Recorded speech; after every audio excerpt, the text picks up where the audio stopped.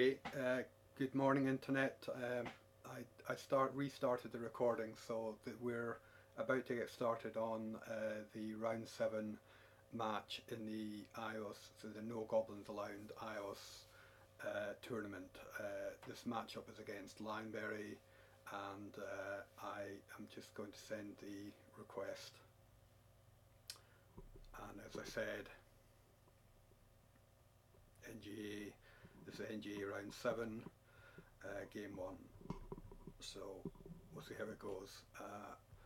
I'm using my starting deck lineup. That was kind of agreed that we have a sideboard in this tournament, but we start with our sort of standard deck, and then obviously we can make sideboards for the second and third games.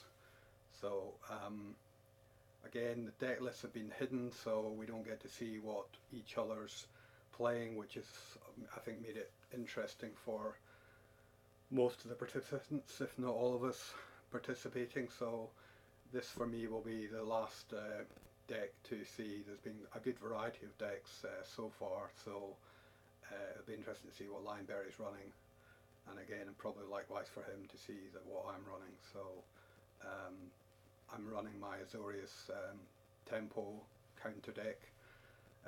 We get a decent start, so I'll keep that. Gives me my some very early creatures and some return. No cancels as yet, but we don't know quite what he's running yet. He's got blue, so you could have some counter spells going on as well. We will see. So I will bring out my first and get my first power on the board.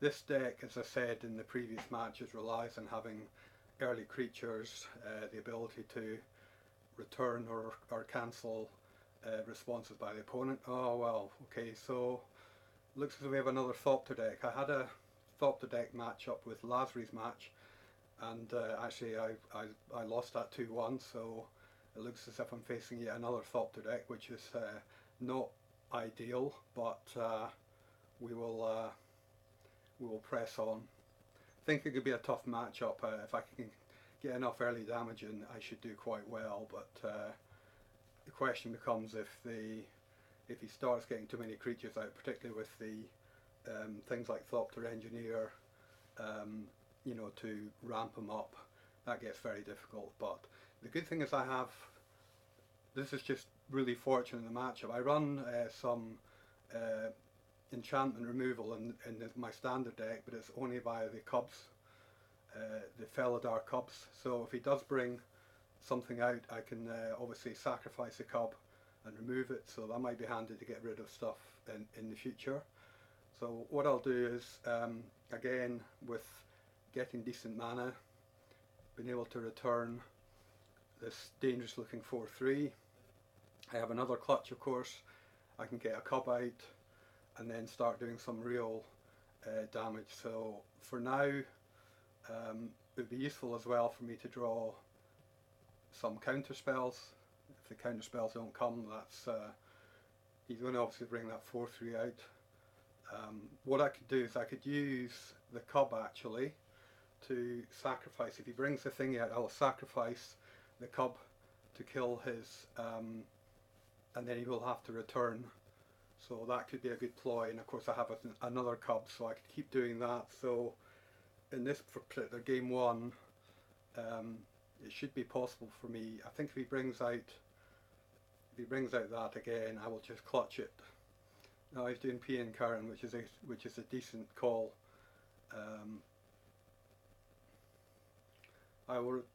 It's tricky for me with the returning the P and Kieran gives them more Thopters, which I don't really want. So what I will do, and what I'm going to do is actually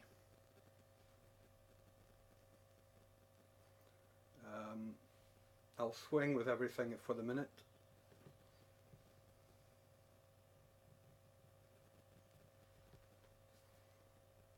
Just an idea of putting pressure on.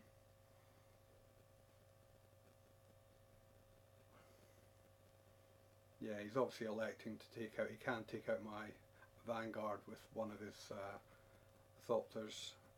He's only blocking one, so that's still quite a bit of damage going through. As I said, if he brings up that Thopter, I'm going to sacrifice the cub to kill, but of course he has. I think what I'll do, this may seem a bit strange, but it's just keeping the artifacts off the board. So if he brings an artifact out, the cub can be used to kill the this artifact. It is an artifact. I can kill the artifact, and of course, yeah. So this is a play here, as I mentioned. So with a 4/3 going in, I'll sacrifice the cub that I have on the board to kill. In fact, actually, I could kill the 4/3 is probably better, to be honest. He has to return it rather than him being able to return it to his hand. So destroy. Oh, it's enchantment. Of course, this doesn't work because it's an enchantment actually. So I've not realised that. I've got a counter up, which is interesting. So question here. Yeah, sorry, the cub is actually taking enchantments out of his artifacts, which it isn't, of course. So this might start to go his way.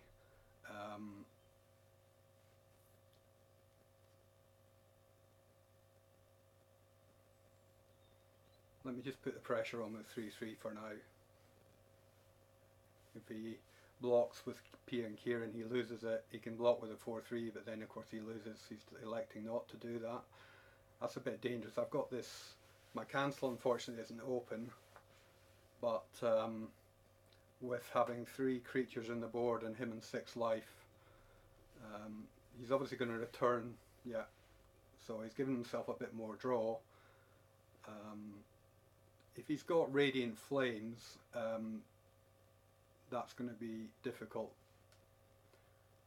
but I'm hoping he doesn't have it in hand, and then I can hold that Spell Shrivel up. Although of course he's got quite a bit of mana now, which means the Spell Shrivel may not actually do any good. He's obviously bringing out for draw, so he's put himself in 4 mana, so I think with my spell counter up, if I can attack with everything. Okay, so here comes Chief of the Foundry, which obviously is going to, and this is a danger. This particular build doesn't have really much in the way of artifact removal, but I do have a sideboard build which will take care of this. So if I don't win this, right, now that could be something that's maybe helping me to win the match. So by bringing this angel out, and if we look at it, so he needs to pay 1 for each attacking creature. So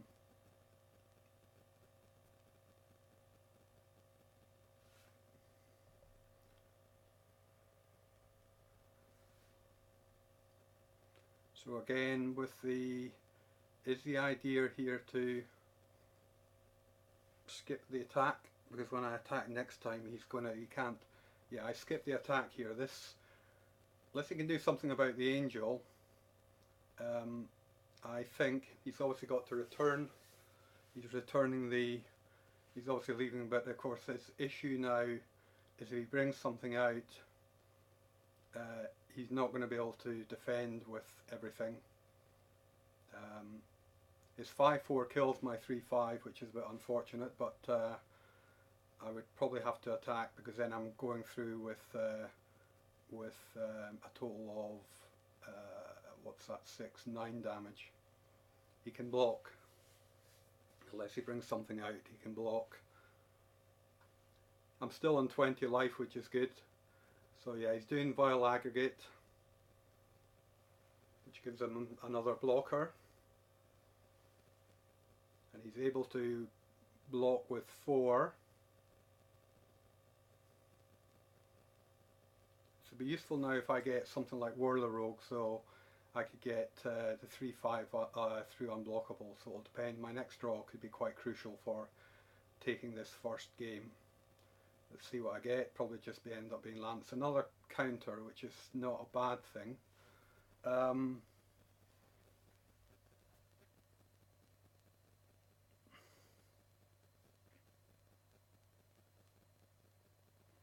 I think I need to go for it really. I'm attacking with 5. He can only block with 4. You'll probably kill the... Oh, this is tricky. So in this case, I'm guaranteed to get, what, 2 damage through. But then I will... What happens? What gets killed? His 2-3 engineer will survive. P and Kieran will die. The 2-5 is obviously going to survive. So I think I'll wait for him to commit. I'm not going to attack. I'm going to wait for him to commit. He still has to keep returning. He's now having to return one of the artifacts. So the engineer is gone. So he could bring it back out, of course. But then I've got the counters. So let's see if it's expensive enough to come out.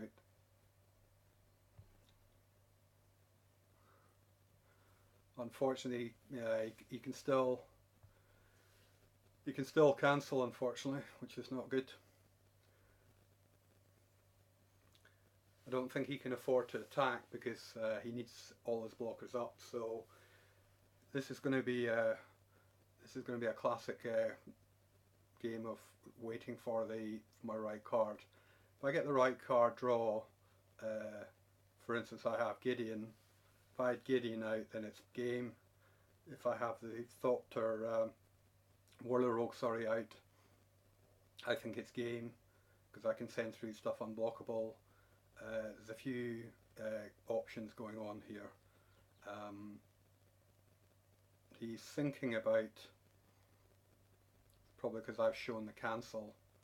I couldn't cancel the engineer coming out, unfortunately, because of the mana he's got, but I can cancel whatever else he decides to cast. And he's in the same position as he was last turn, and yet he'll have to return the engineer again. So he's gambling a little bit with the draws that I make. So I can cancel that. So that means he doesn't have that to return as an artifact, which is helpful from my perspective. He doesn't know I've got another cancel lined up. As I said, he's got plenty of mana for most of the stuff. What I'd like to do is draw a hard counter now, but the best thing for me to draw would be something that could make him win, because he's obviously going to have to return yet another artifact. So let's see what we get. Right, so I think that draw there probably is winning me the match. I'll send it through the 3-5 unblockable and attack with everything else. You can only defend with 3, so this could well be the match. So let's make the 3-5 unblockable. I also tap these 2 artifacts and then I attack with everything, and that should be game 1. Attack with all. So I said I definitely wanted to get at least one win here. So I think this is what's happened. So he can elect for some blockers, but he can't. He can only block 3 because of the angel going through 3-5. So he has to pay to block that. He's probably realising that when he's blocking, he's making his blocks, but then he has to pay 1 mana for that to be able to block because of the angel. So in this match, the angel, I think, let's just wait and see. He's selecting P and Kieran. There's still 5 damage going through currently, and he's 2-5, so he's going to have to spend. See, he's blocking all 4, but he shouldn't be able to do that because of the mana cost. With the 3-5, he has to pay 1 mana for each creature he blocks with. So I think he's probably going to be realising that now. I think regardless, even if it's not game this turn, it is next turn, because I can just send the 3-5 through unblockable. So he's busy shuffling around his blocks.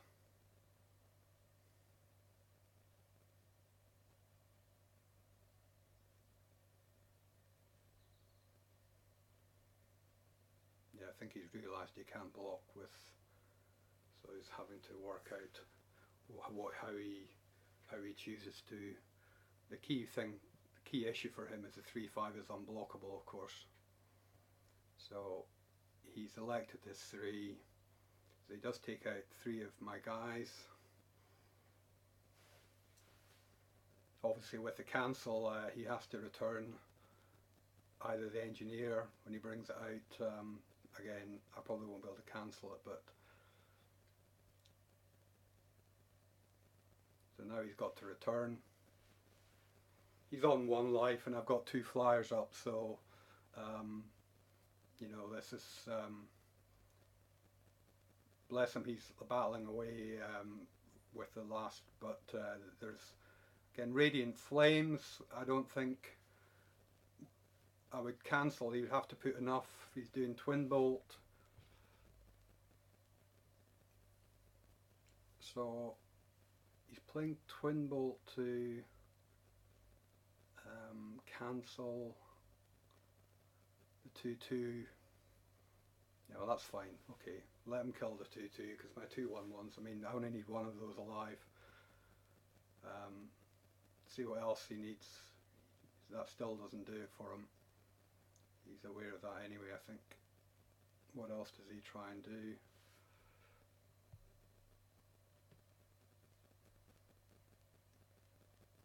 Okay, that's interesting. I'm pausing there, but my cancel's not up anyway, so that's not a problem. Nothing else to be done, I don't think. I've got 3 flyers. He's able to block 1 of them currently. He can't block the other 2. He's on 1 life. As it turns out, I'm still on 20 life. So what I'll do is I'll screen cap this. Just as the end of the. So it'll be sideboard time once he's decided what else he's got. He must have some removal left. If he had another Twin Bolt, he may actually get through this, so I don't know. But of course if he had that, he'd presumably play it. Personally, I would have killed the 2-1-1s, with his Twin Bolt, not the rogue itself, because I mean the rogue wouldn't be able to activate unblockable with, you know, he only had to take out 1 of the better, obviously, to remove 2 of the Thopters. The Whirler Rogue can't obviously send anything through unblockable unless you're tapping 2 artifacts, so even getting rid of 1 of those would have meant that the 3-5 wasn't no longer unblockable. Of course, the 3-5 being a flyer is an issue when he's on 1 life, but of course he's now looking at yeah, I think he's realised, okay, so there's the end, so I can just swing with the 3 flyers,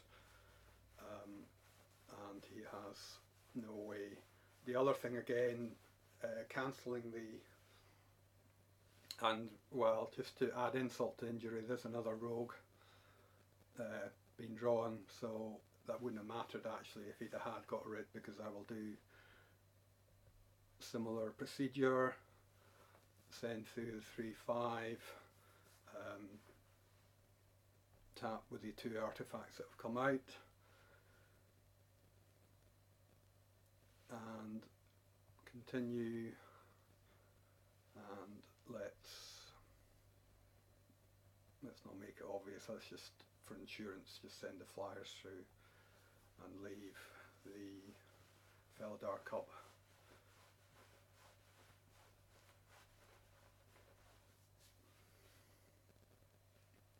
He can block 1 of the 1-1s, he can't block the 3-5, it's unblockable.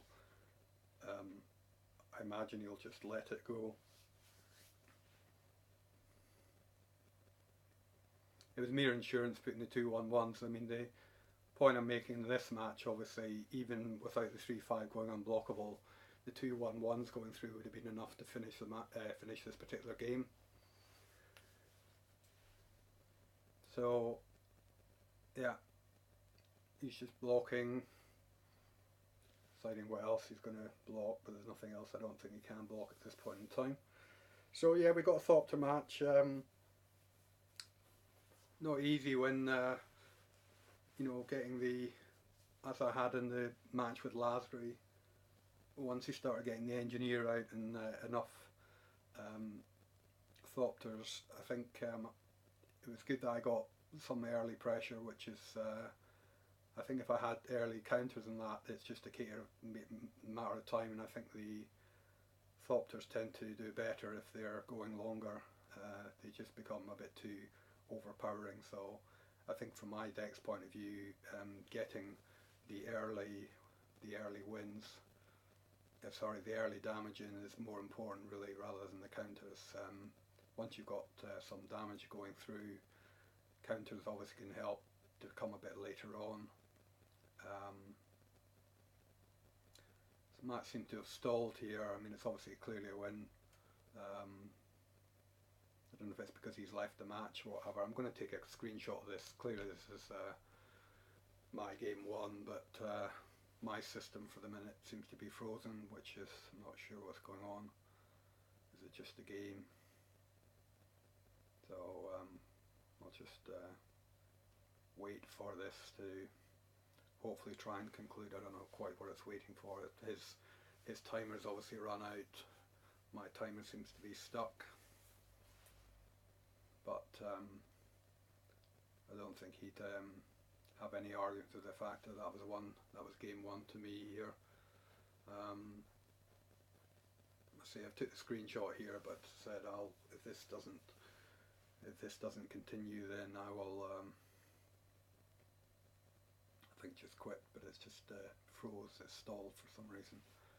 So I think what I'll do is I'll just quit here, because this obviously isn't going anywhere, but that's game one. So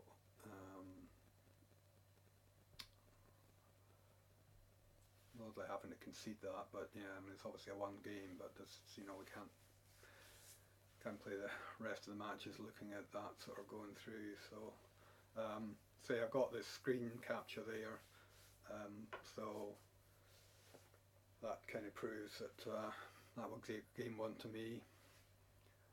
Just send I might just send a quick message on Goblins,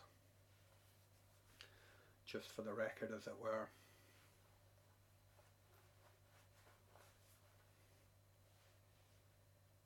So let me just quick reply here.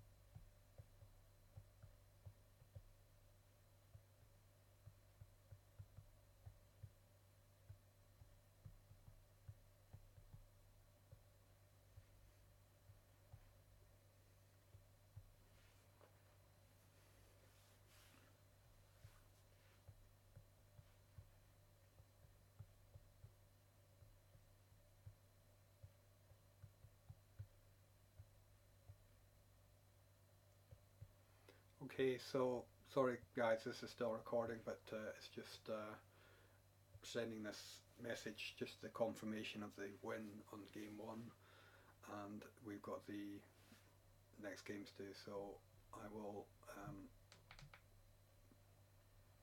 just push that back, do versus, and see if he's ready now. Again, from my point of view, from a build point of view, I have this. Talk quickly about it if I can sort of remember. It was always difficult with my sideboard deciding for removal. The removal with the colours I'm playing obviously hurts me as well. So I have things like planar cleansing in here, which obviously wipes the board for both of us. But I also, in this particular build, have a solemn offering and an angelic edict. So by running with that, I have more options to try and control. I think I put an extra counter spell. It's counterman, which is quite expensive, but it's an extra spell. And I think the other thing is from a mana perspective, because some of this deck runs a lot of 2 colour, 2 white, 2 blue. This deck runs with an extra land as well, because interestingly in my sideboard I did put an extra land because I was playing around with the mix obviously when you sideboard. So the deck runs 24 land, which tends to be pretty decent. It worked well with 24, but for the extra sort of spells I'm bringing in, particularly the countermand, putting in an extra Azorius Guildgate will hopefully be better. So the last thing I want is to get mana screwed. So let's try and go in for second match. Hopefully Lionberry's had time ready for game 2.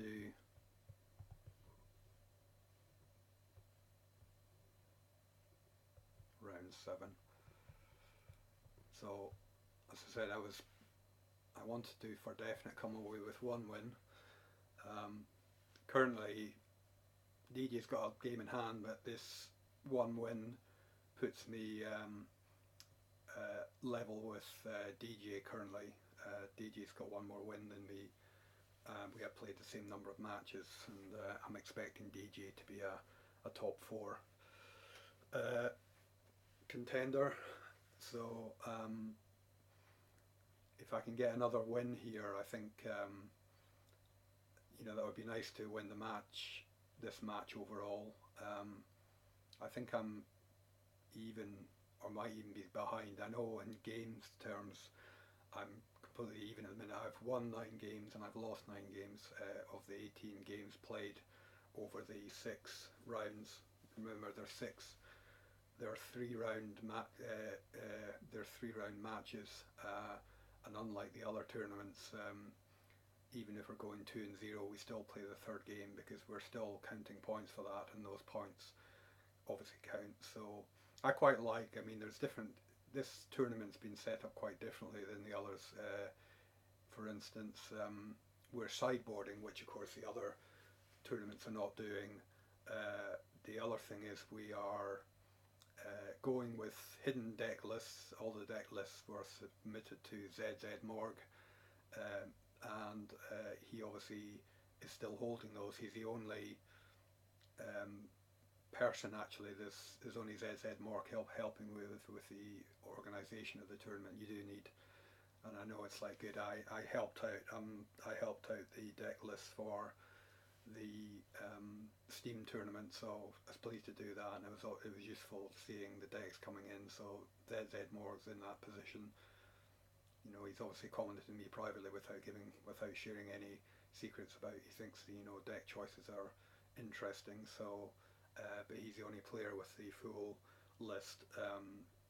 While we still play the remainder of these round robin matches, there's still a few matches to play. So it'll still be probably a week or 2 away from finally, once everybody's played, obviously going into the semi-finals, at least people will be able to see the deck lists, and as they have been doing on the Xbox One tournament, the Hakamuti is Covert Go Blue coined the Xbox One tournament, and the Steam tournament. The deck lists have been published, and people are commenting on the matchups. So Lionberry still waiting. I don't know if that's because he's still deciding on a sideboard, potentially. I think this was one of the main reasons, if I'm honest, that the organisers of the other tournament, Hakim in particular, Hakim was the first one that initiated or wanted to organise a Steam tournament, and I think one of Hakim's main interests was to generate good content. He's obviously a very proficient and respected provider of duels matches on his own channel, and he was keen for the tournament on the Xbox to generate content across the board, which obviously has been the case, and I think that's why people have been really quite interested in following it. And then of course I then organised the iOS match off the back of Hakim's tournament. I did send him a PM saying that what I was planning to do, and if he was happy that I kind of cribbed quite a lot of his setup and the way that he'd set it out and organised it. But of course the one thing that was clear, I think, when I was trying to advertise on No Goblins Allowed for participants is there are not clearly, certainly on NGA, I'm not sure about the wider community, but from an NGA perspective there are not as many iOS players that participate there. As a consequence, we were struggling, for want of a better word, to try and pull enough players together. Ideally I wanted at least a minimum of 8, so it took us a while to get to our 8 players, and then as the tournament was getting started we had a few other joiners. Lionberry, interestingly, was one of them joining the tournament, so we had we were up to 10 players actually when we started the tournament. Unfortunately Mortivore had some issues that came up at home which made it difficult for him to commit to a regular schedule, had to drop out, and then we had another newer player that started off okay for the first few rounds and then just dropped out, disappeared without trace, no word. So that brought us back to 8 players again, and fortunately, touch wood, so far everybody's still participating. So we didn't have the numbers obviously that we had the Xbox One, and obviously Steam in particular. There were many players wanting to get involved, which is great. So I'm just happy that we got some good and some very experienced players as well. DGA obviously plays iOS, although I think he's now also playing on other platforms. Covert Go Blue obviously is a well-known character on Goblins Allowed and is a very good player. Started his duels career, so to speak, on iOS, but in recent times has switched over to the Xbox. In fact, bought himself an Xbox Xbox One purely for taking part in the tournament and playing. So that's a bit of a commitment right there. But I know he enjoys his duels, playing as much as anybody does. He certainly enjoys his Magic. I think he'd probably agree it's his number one hobby outside of his business that he's running, and Haunted Flower. So what I'm going to do here is, I'm not quite sure with that. I need to try and find out what's happening with Lionberry. He's still waiting, which means he's still building, and rather than run this content, I'll pause this and we can restart rather than just wasting airtime of waiting for him to join up. So I'll get back in touch with him to find out what's going on in Goblins, and if he's ready for the second of these games, we can get it started. So I'm just going to pause this recording and I'll re-record the later part. So just bear with me.